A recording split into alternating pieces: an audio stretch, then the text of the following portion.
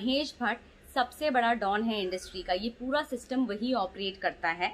दोस्तों, बॉलीवुड के बारे में ये माना जाता है कि बॉलीवुड में बहुत सारी प्रॉब्लम्स हैं और वहाँ सब कुछ उतना अच्छा नहीं है जितना कि हमें दिखाया जाता है। वैसे तो इंडस्ट्री ये दिखाने की बहुत कोशिश करती है कि वहाँ पर सब कुछ आइडल और अच्छे से चल रहा है, लेकिन ऐसा होता नहीं है।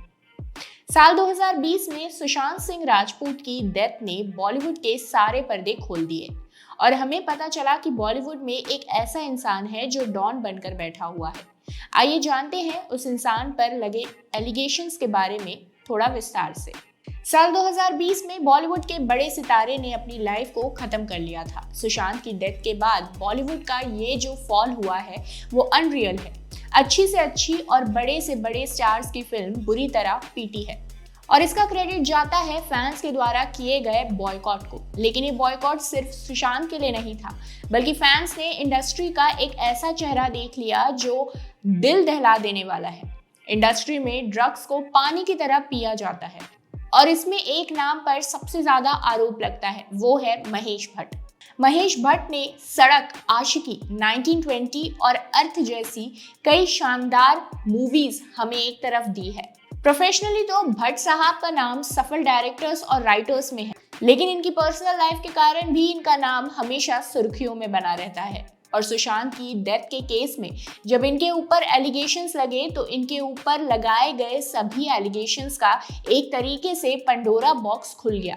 इनके ऊपर लगाए गए कुछ एलिगेशंस में सबसे पहला तो यही है कि सुशांत के केस के बाद जो बॉलीवुड में ड्रग्स की चेन डिटेक्ट हुई है उसमें ये भी इन्वॉल्व है। बॉलीवुड के सूत्रों के अनुसार महेश भट्ट और उनके ड्रग्स का सिलसिला अभी से नहीं बल्कि काफी पहले से चलता हुआ माना जाता है।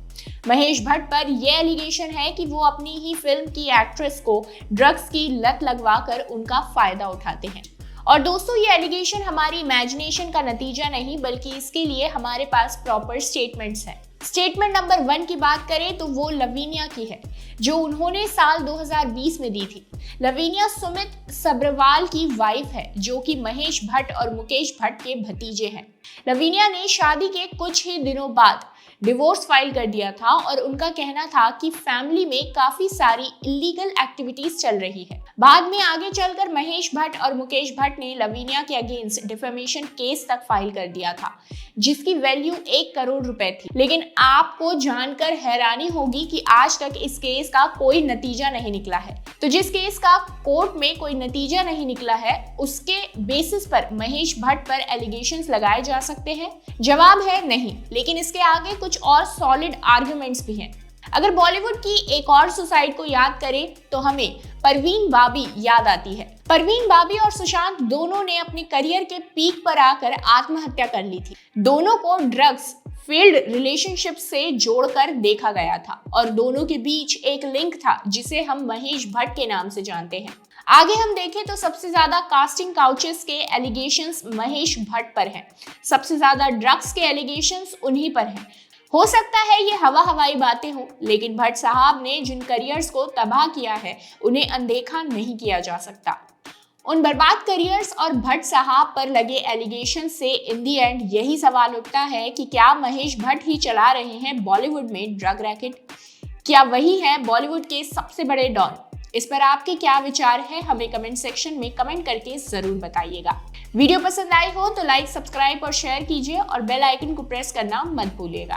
फिलहाल के लिए इतना ही। मैं आपसे मिलती हूँ हमारी नेक्स्ट वीडियो में।